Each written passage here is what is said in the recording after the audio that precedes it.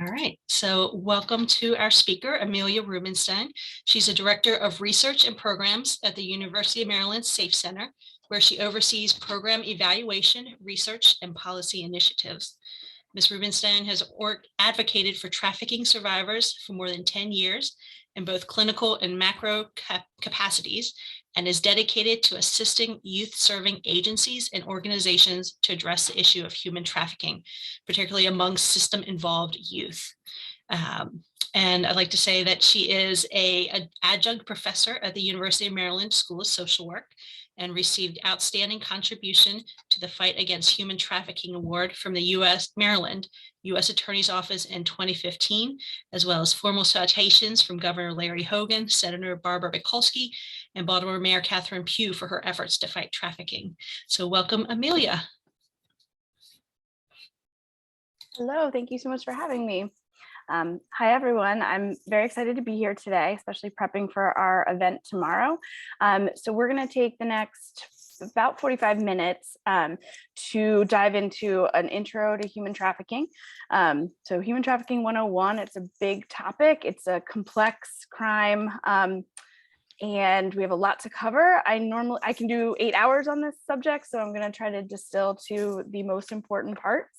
I love questions. You can put them in the chat. I'm not great at seeing the chat when I'm presenting, but you can also hold on to them at the end. We'll stop at about 12:45, maybe a couple minutes after, to do a Q&A. So I definitely want to answer any questions that you have. You already heard all about me, so I'm going to dive right in and get started. Here. All right, so we're going to be talking about the crime of human trafficking today. So I've been working on human trafficking issues in Maryland since 2012. So I just hit my 10-year anniversary on this issue. And I will give you a quick overview of what we do at the University of Maryland Safe Center. So we are an organization is based at the University of Maryland, Baltimore Graduate School. And we are designed as a one-stop shop for survivors of sex and labor trafficking. So we have 4 direct program areas. We offer social services, which involves case management and victim advocacy, legal services, economic empowerment services, which means helping survivors with any educational or employment goals that they have. And we also have a behavioral health program. So we offer trauma therapy and other mental health services to survivors. So that is one of our main goals, is to provide those direct services. And we also work on conducting research to fill in the gaps about human trafficking, because there's a lot that we don't know, and it is a difficult topic to gather information on. And we also advocate for policies that are effective in combating human trafficking and supporting survivors. So that's a little bit about what we do.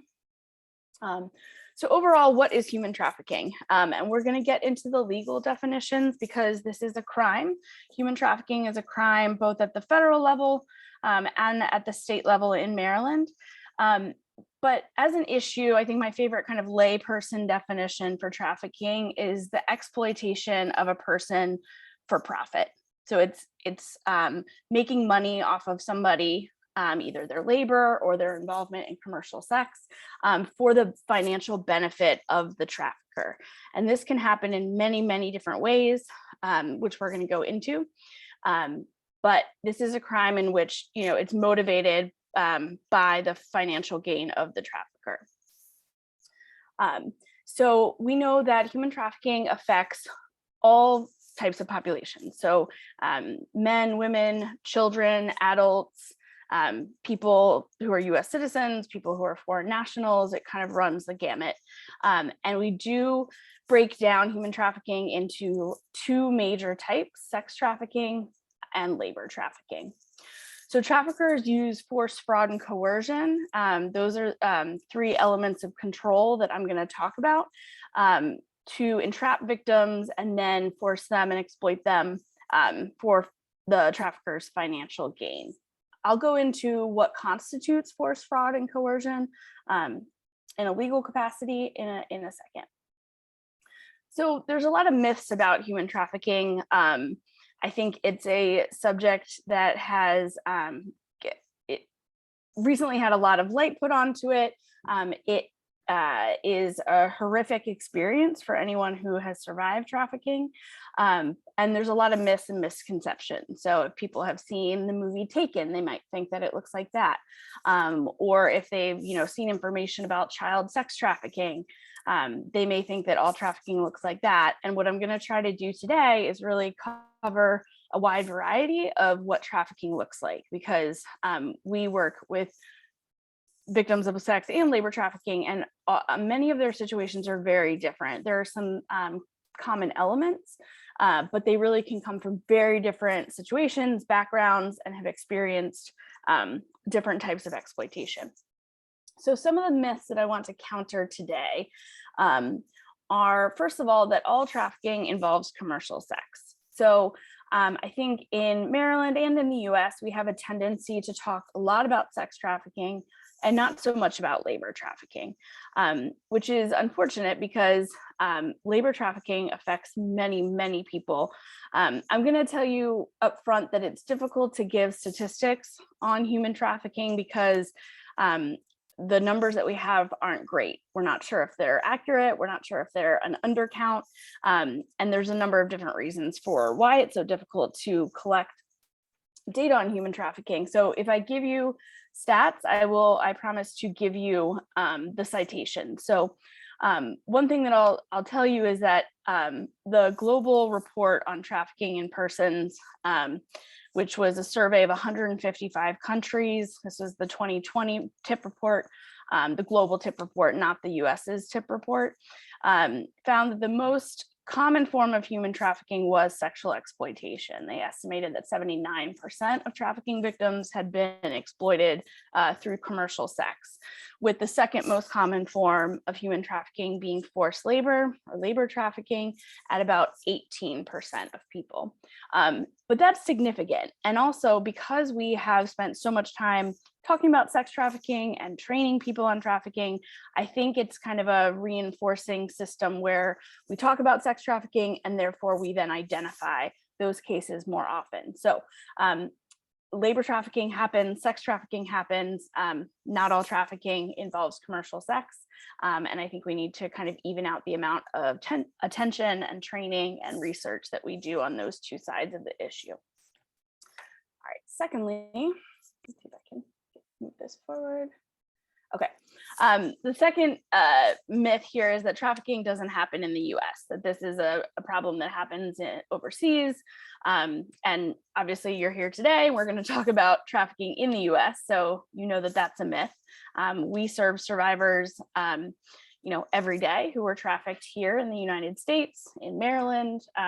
Some of our victims were people who came from other countries, but some were people who were born here in Baltimore or in Prince George's County, other parts of the US. So there are some commonalities in what puts people at risk, but it certainly happens here in the US and can happen to many different populations. Other myth, adults are not trafficked, that it only happens to children. This is in fact not just a myth, but it's false. So the TIP report that I referenced earlier estimated that about 20% of all trafficking victims in the world are children. So the other 80% being adults at the time that they were trafficked. In certain parts of the world, in parts of Africa and the Mekong region, children do make up the majority of trafficking victims, but worldwide, it's about 20%. So any age person can be trafficked.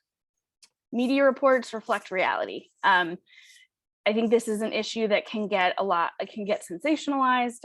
So I really encourage you to, if you see information about trafficking or you see statistics, please ask for citations. It's important. Victims are always female. This is certainly not true. We have many male victims, people who are non-binary, transgender, who have been trafficked.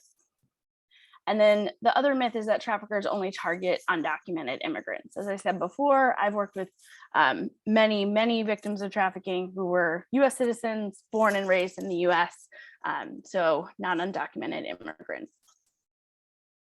All right, so we're gonna talk about the three pieces that have to be in place for a crime of trafficking to occur. So first of all, you have to have the act. So the act is the trafficker conducting either recruitment, transportation, harboring, or a transfer of a person with the intent to traffic them. The second would be the means. So how is the trafficker obtaining this? They need to perform those acts using force, fraud, or coercion. I call these the elements of control. They don't need to use more than one, just one, although many times in trafficking cases, we will see traffickers using methods that fall under each of those. And then lastly, you have to have the purpose. So the purpose of the act of the trafficker's actions have to be for financial gain. So the purpose of the recruitment, transportation, harboring, or transfer has to be commercial sexual exploitation or labor exploitation. So this is called the AMP model. Act means purpose. I'm spelling out AMP. So if you have these three pieces, then you are probably looking at a case of human trafficking. Here is our legal definition. So it's interesting. So trafficking has been going on for, all of human history, I'm sure. But in the US, we have not designated it as a crime until 2000. So we've only had 22 years where this was kind of formally, as we know it, defined and outlined in federal law as a crime. And so the Trafficking Victims Protection Act is our cornerstone legislation at the federal level. It was first passed in 2000. I believe it's been reauthorized 5 times. And it laid out these very important definitions. So it defines sex trafficking as the recruitment, harboring, transportation, provision, obtaining, patronizing, or soliciting of a person for the purpose of a commercial sex act, or in a sex act in which the person is a minor. So I'll break this down in one moment. Secondly, for labor trafficking, the definition reads similarly. Again, you have those actions, the recruitment, harboring, transportation, through the use of one of the 3 methods of control or means of control: force, fraud, or coercion, for the purposes of forced labor, involuntary servitude, peonage, debt bondage, or slavery. So these are our 2 main types of human trafficking: sex trafficking and labor trafficking. An important term to define here is commercial sex. And so when I ask people what commercial sex means, they often say it's a sex act done in exchange for money. And that certainly is a sex act, but the legal language actually says it's in exchange for anything of value for sexual services. So that could include someone who is exchanging sexual services for drugs or food or a place to stay or clothing or an iPhone, anything of value. It doesn't have to be cold hard cash. This is important because if we looked at cases where the commercial sex act was just done in exchange for money or cash, we would really miss out on a lot of cases where we've seen people exploited because they didn't have anywhere to go. So they were trading sex for a place to stay, food, clothing, basic needs, those kind of things. All right. So one of the kind of pieces here to understand is that when we looked at our definition of sex trafficking, it was the commercial sex act through force, fraud, or coercion. There's an exception here, which is that any child, any minor child, so someone who's under the age of 18, who's involved in a commercial sex act is automatically considered a victim of trafficking. It doesn't matter whether there was force, fraud, or coercion present. And so this means that it's pretty easy for those of us working with children, as long as we know that that child has been engaged in a commercial sex act, they can be designated as a victim of trafficking. We don't need to find out if there was force or fraud or coercion, simply their involvement. This law recognizes that kids don't have the kind of developmental maturity or capacity to consent to commercial sex. And so therefore we don't have to look at force, fraud, and coercion when we're talking about children. When we're talking about adults, somebody involved in commercial sex, for example, prostitution, they would need to be involved in commercial sex because of force, fraud, or coercion for that to be trafficking. So not all prostitution, not all pornography, not all stripping, those things, not all of those acts equal trafficking. It's only if the person is participating in them because they are being forced, defrauded, or coerced by a trafficker. So there's a pretty important split there between the definition of trafficking for minors and then for adults on the sex trafficking side. On labor trafficking, the definition is the same regardless of age. All right, so let's talk about these methods of control or means of control, ways that traffickers control their victims. So the first one that's a little more obvious is force. So traffickers who are physically violent, who beat people, who use weapons against them, knives, guns, burning people with cigarettes, any type of kind of forced interaction in either commercial sex or forced labor.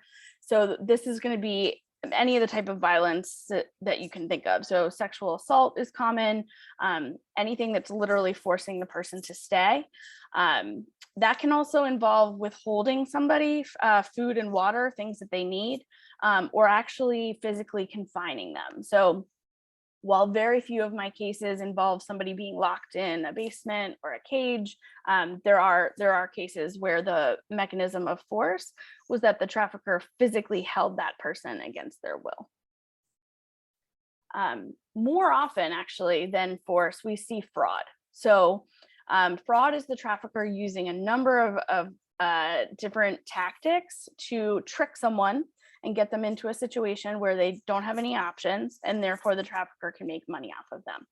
So those approaches include false promises. So telling somebody that they have a job, maybe they're promised a job as a teacher or as a masseuse. When they end up showing up for the job, that's not the job that they are going to do. It's something different, forced labor, or maybe the person is forcing them into prostitution. And so they only kind of arrived and participated in the beginning because based on a false promise of what they thought the job entailed.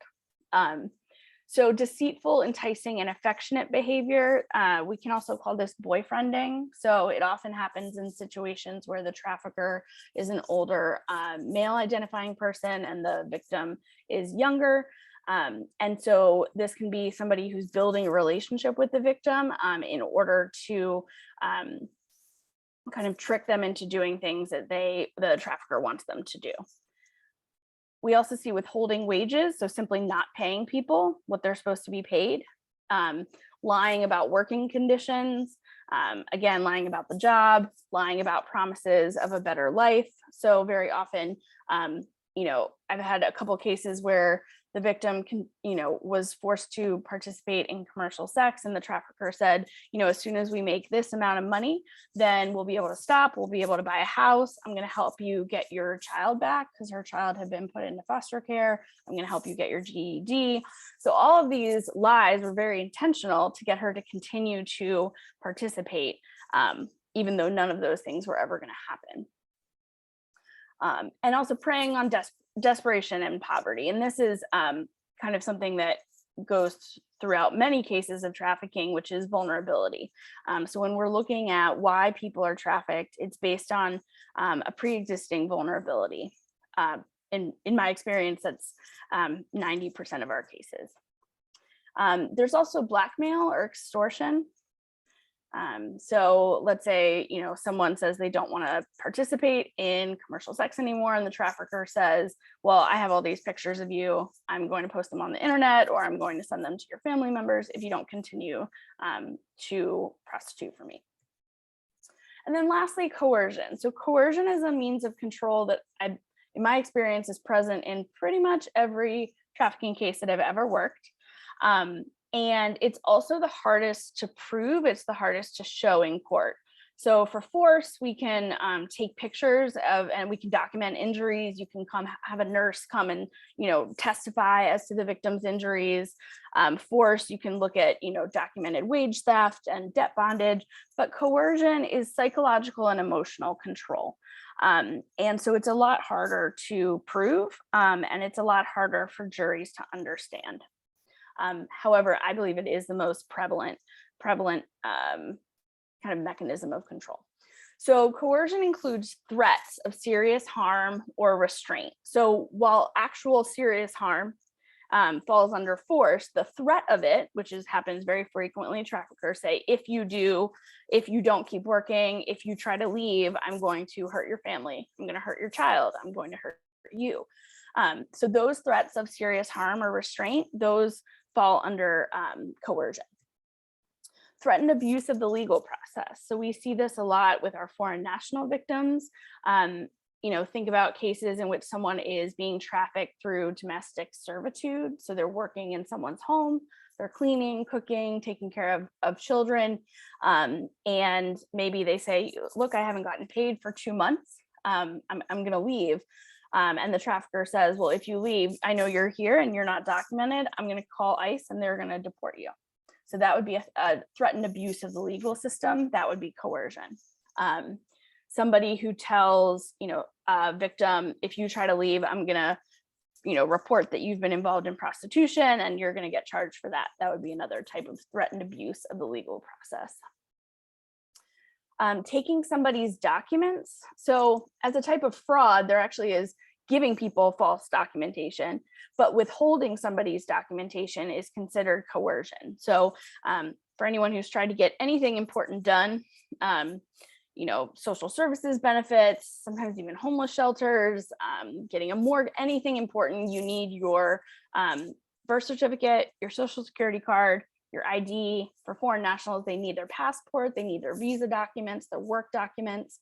When traffickers withhold those, when they take them and won't give them back, people are very hesitant to leave. So that is a type of coercion.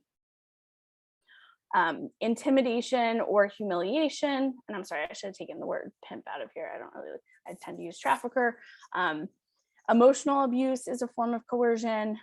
Creating a climate of fear or dependency. So through controlling someone's everyday activities, continually monitoring them.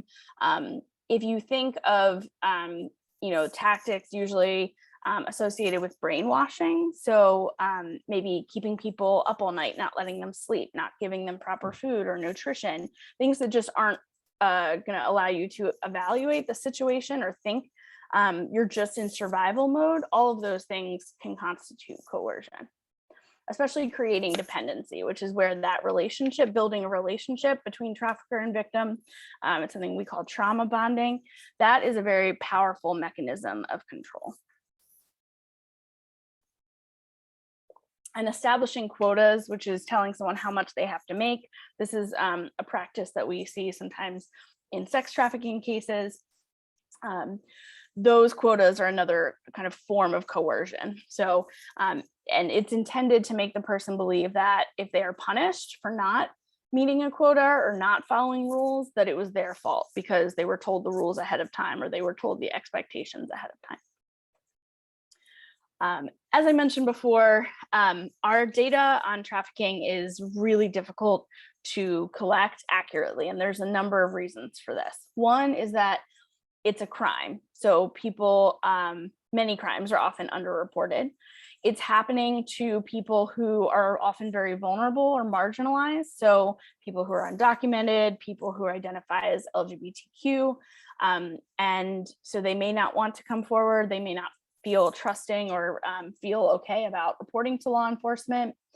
Our data tends to be very siloed. So we have data that comes from the National Human Trafficking Hotline. We have law enforcement data, we have prosecution data, and then we also have data from other areas, domestic violence shelters, child protective services, but those systems don't talk to one another. And so we have to try to get an estimate of how often this is happening. And then added on to that is the issue that commercial sex in the US and many parts of the world is highly stigmatized. So people are not going to feel comfortable saying that they were involved in prostitution, even if it was not of their own volition. The most recent estimates that came out from the National Human Trafficking Hotline are from 2020, and they estimated that over 10,000 situations or cases of human trafficking were reported to their hotline, involving over 16,000 individual victims. And these are not confirmed cases, but this is kind of the best national estimate that we have. So I already gave you a little bit from an international perspective, a breakdown of kind of sex versus labor trafficking, adults versus kids. And in 30% of those 155 countries that reported into the global TIP report, the countries provided gender of the traffickers, and women made up a large percentage of those traffickers. So we need to make sure that we're not having kind of a picture in our head of what a trafficker looks like. Most people assume traffickers are male. That's not always the case. Just like victims, they can be from any country, any socioeconomic background, any race, any gender. I can tell you a little bit more about Maryland data. So according to the National Human Trafficking Resource Center, which runs the national hotline, in 2019, there was 187 human trafficking cases reported in Maryland. So that represents an 11% increase from reports to the hotline in 2018 and a 55% increase from Maryland's 2017 reports. So you can see that every year we have more reported cases, at least in the last kind of 4 or 5 years.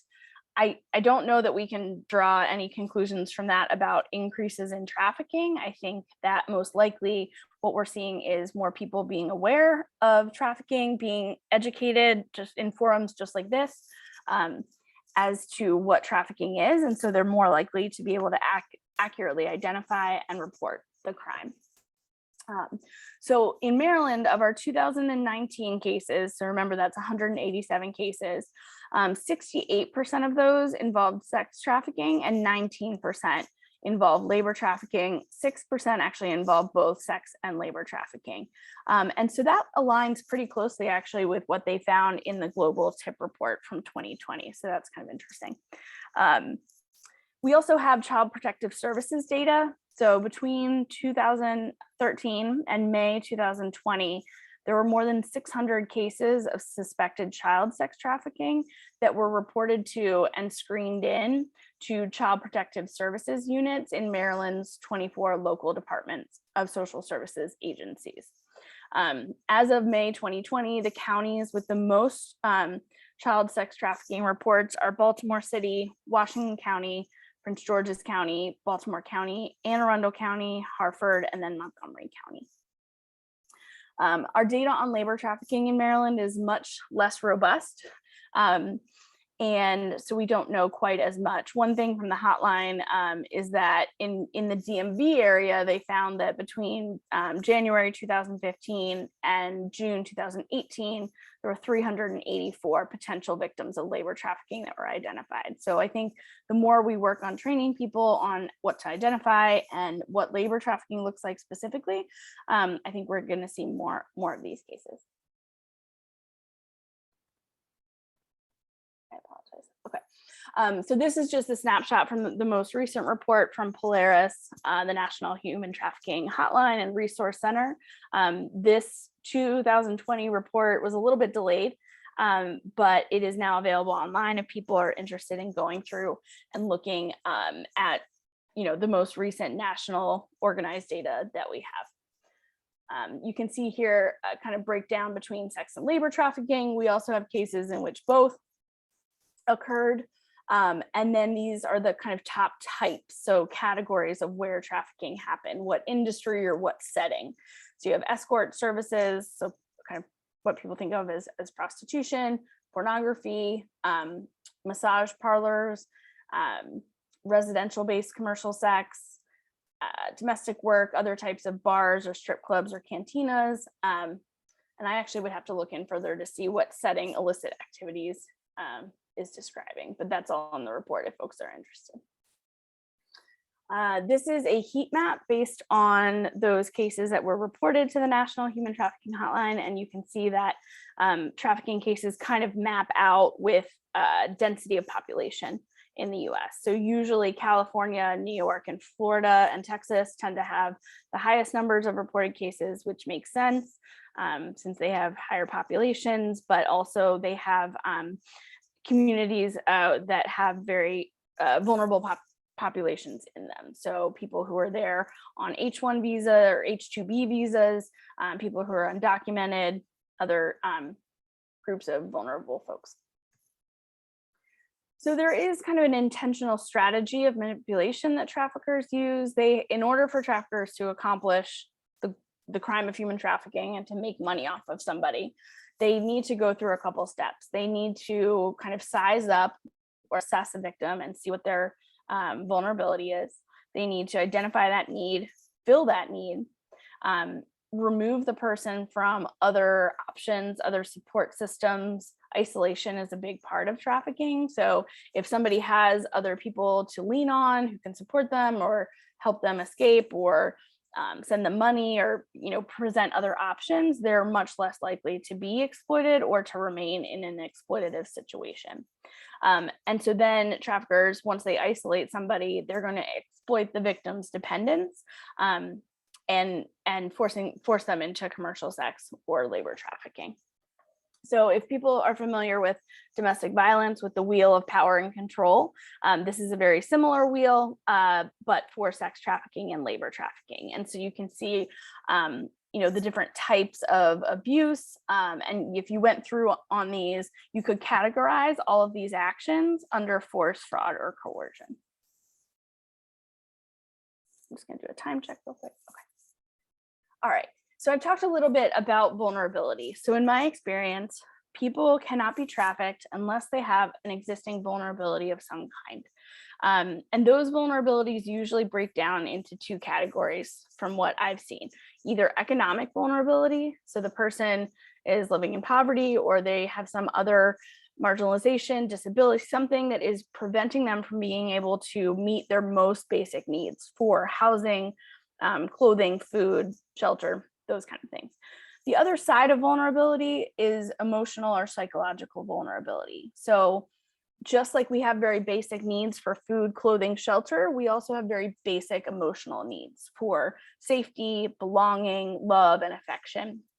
For people who are not getting those emotional needs met, traffickers are able to kind of assess that vulnerability, come in and also meet those emotional or psychological needs just the same way that they would for a material or economic need.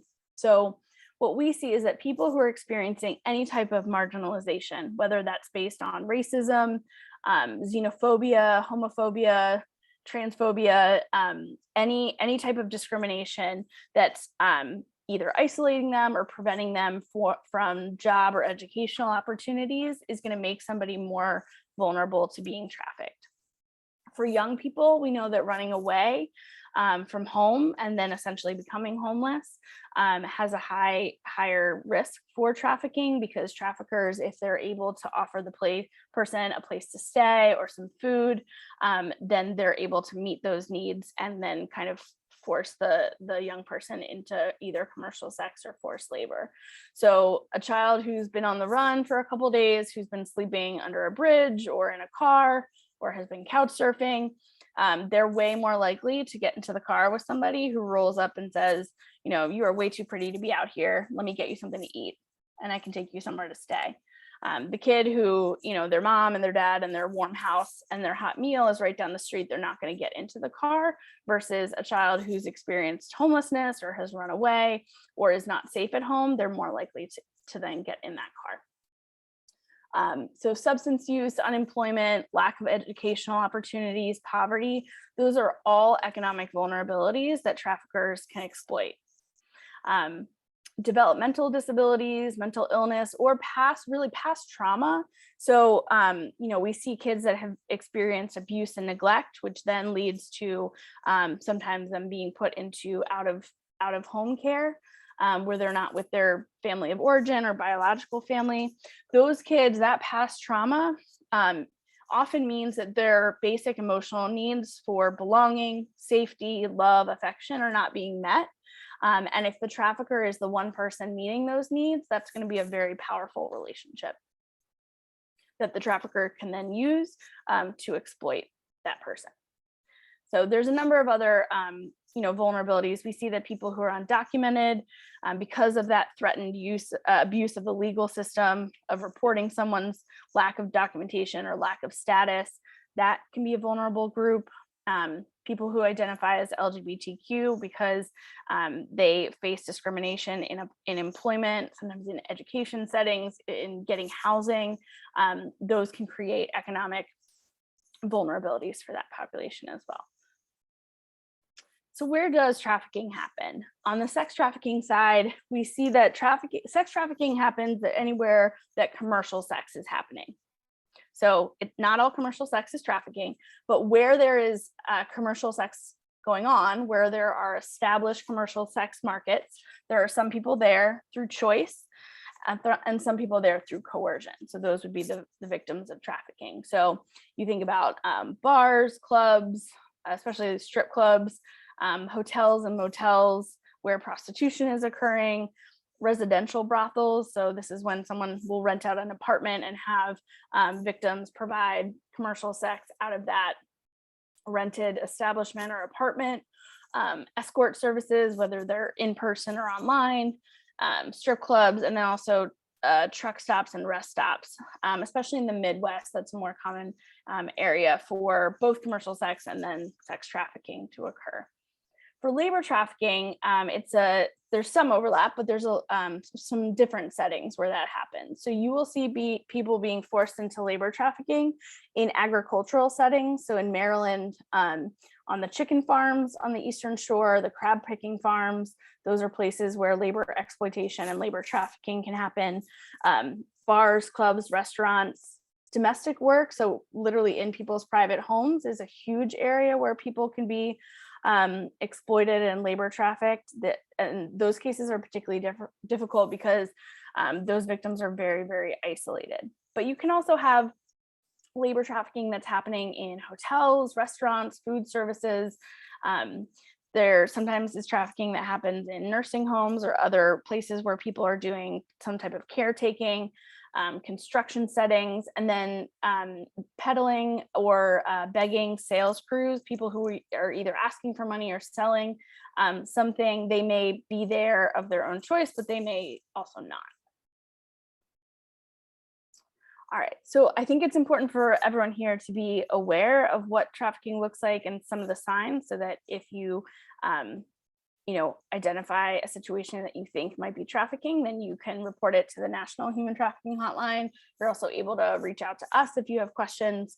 And the signs can be different for sex and labor trafficking. Some of them overlap, but some of them are different. So for sex trafficking, and some of these are really designed to talk about younger people. So for children, someone who's not attending school on a regular basis or has long unexplained absences, that's going to be a red flag for sex and labor trafficking. A kid who's frequently running away from home, that could be a red flag of trafficking. It can also be a vulnerability to trafficking. If the person is referencing traveling to a lot of other cities or states, so oftentimes sex trafficking occurs and people move from kind of state to state or city to city. There is a fair bit of travel that happens. And while changing location is not required for trafficking to happen, in sex trafficking cases, oftentimes there is. So if I'm working with a young person and they tell me that they've run away 4 times in the last 6 months and they spent some time in Miami and New York, those are going to be red flags to me that possibly this child is being trafficked. People who are showing physical signs of trauma, so bruises, scars, other injuries, and then sudden emotional changes. So someone who becomes very withdrawn, anxious, depressed is obviously showing signs of fear. Those are kind of red flags for a number of different types of abuse, but we have to assess what type of abuse that person is experiencing. If someone does not have control of their own personal schedule or their identification or travel documents, that's a big red flag, because often, as I said, traffickers, as part of coercion, will hold on to people's documents, or they may control where the person goes, how much the person eats, who they see, who they talk to. All of these things are controlled by the trafficker in many situations. And so when, if you're in a medical setting or in school, or me as a social worker, if I'm interacting with someone who they say, well, my boyfriend or my employer is holding my ID, that is going to be a red flag for me.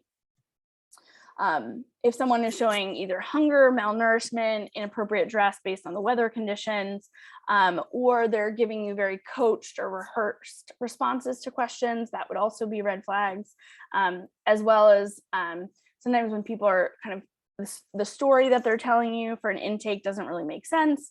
Sometimes that can be because they're leaving out major parts because they don't want to get themselves or the trafficker in trouble. More signs include sudden changes in attire, behavior, or relationships.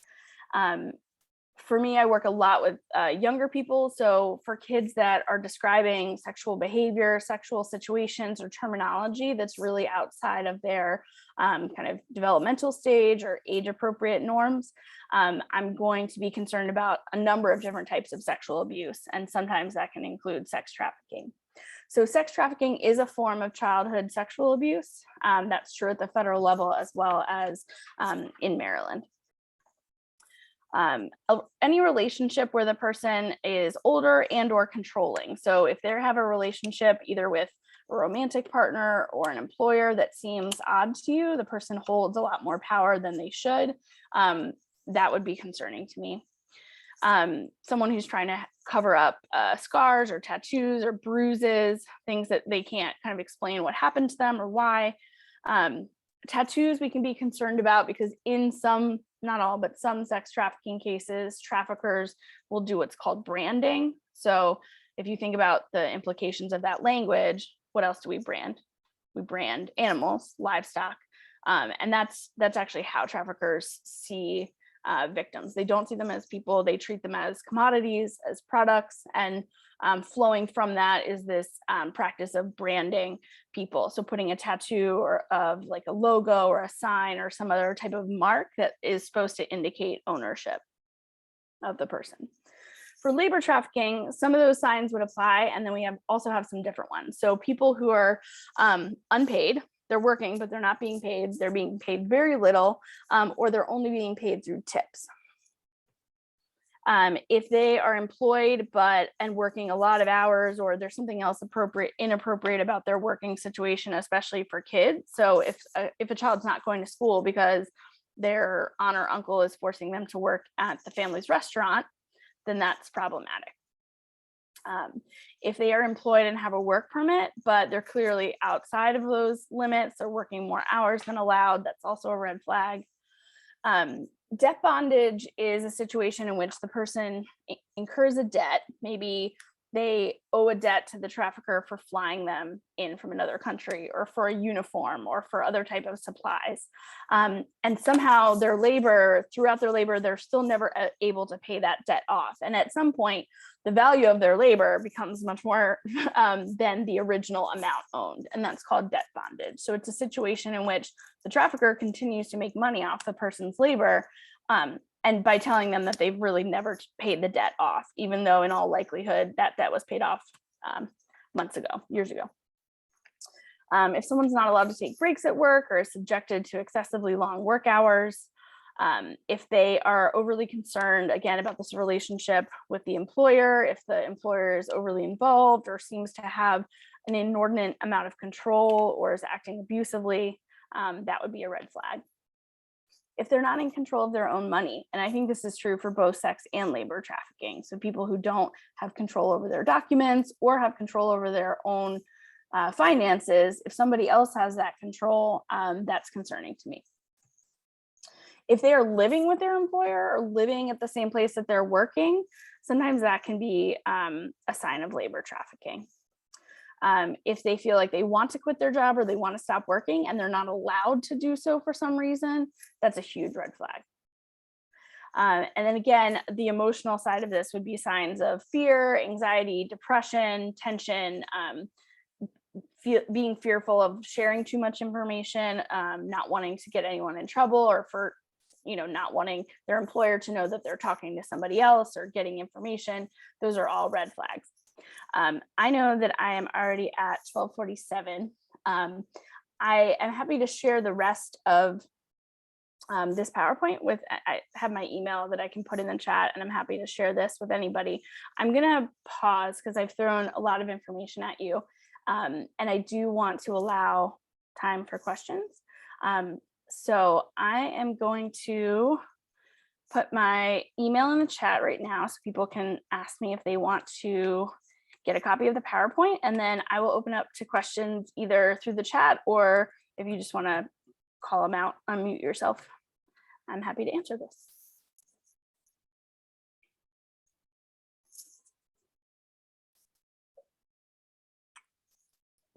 I know it's a lot to process.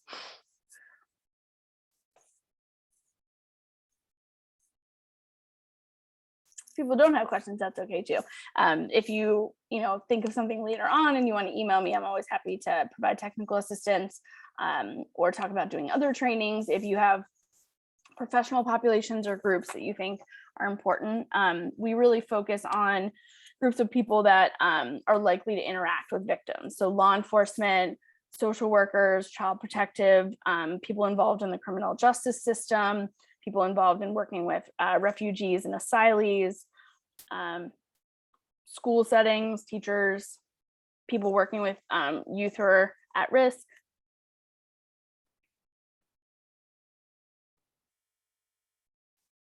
I'm going to assume then that I explained everything beautifully, and that no one has any There's no questions. Was there anything in your presentation you didn't get to since there were no questions? Sure, I have a couple more things that I can always talk about.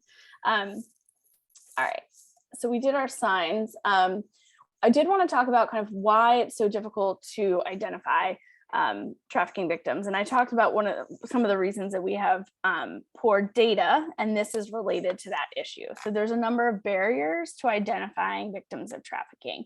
As much as we know about that, it's difficult to really get an understanding of how often sexual assault happens or domestic violence.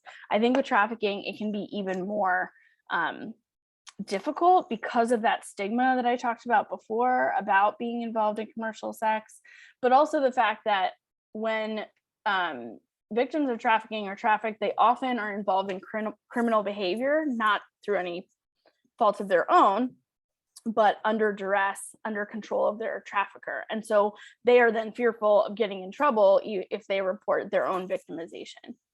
So some of the barriers include survivors' reluctance to disclose because of shame and fear. We have the same problems that people who've experienced problems with reporting for people who've experienced intimate partner violence or sexual assault.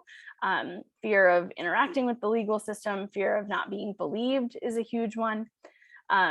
There's this stigma associated with commercial sex of all kinds in the US. We have a lot of nasty names that we call people who've been involved in prostitution. I'm sure you can think of some of those. And that's just kind of a hint at the stigmatization that comes with being involved in commercial sex. And for a lot of people, they are fearful of being judged. And so they would rather kind of not say what happened. Power and control used by the trafficker. Oftentimes this involves telling people that they're there of their own volition. You can leave at any time.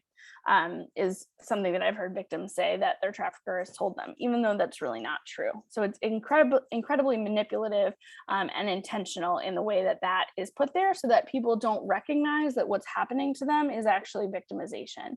They may think, I chose to be here, I chose to work this job, not recognizing that over time, force, fraud, and coercion have been used to keep them in that situation that they otherwise would not stay in.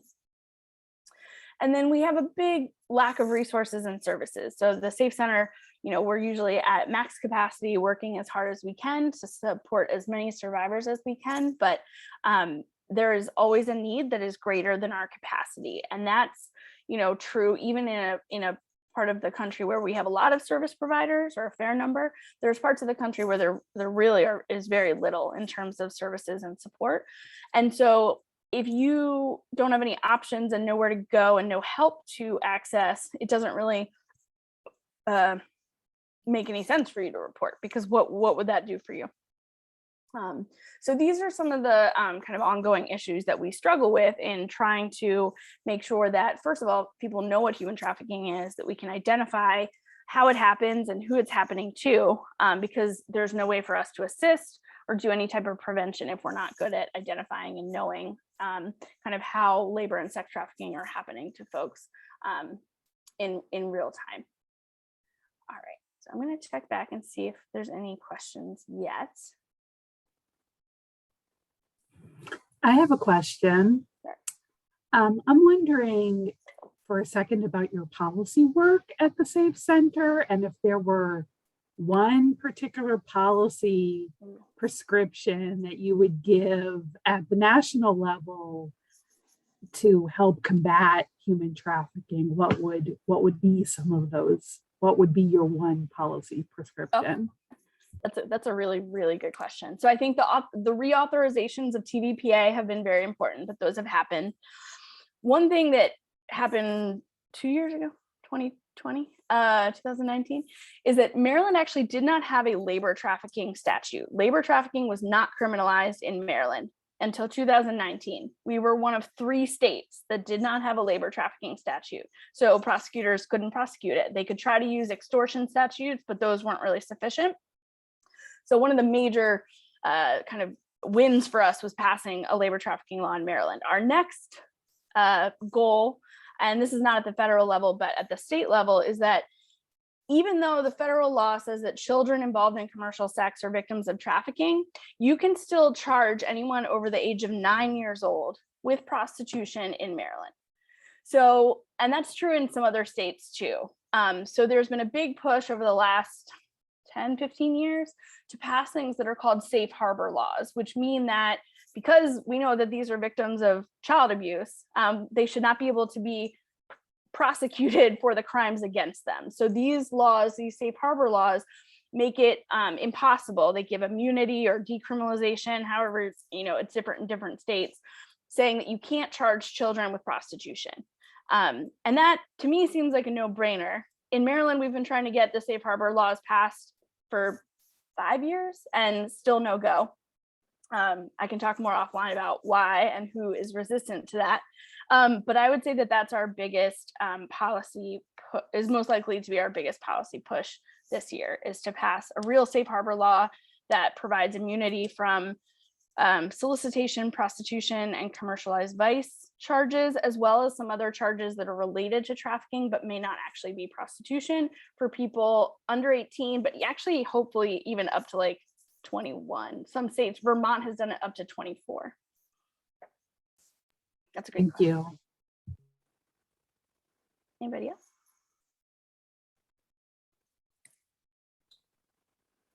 All right, awesome. All right. I'm If gonna there's no more questions. cool. I'm gonna leave the Safe Center website in the chat as well, and I can hang out for a second if people have questions that they want to ask me individually. But otherwise, we will kind of wrap it up, and I guess we can stop recording. Thank you so much. We appreciate your time. And You're very if welcome. you have any questions, get in touch. And again, we have a larger event tomorrow. If anyone's interested in learning more, that has both a national and international focus. So thank you, everyone.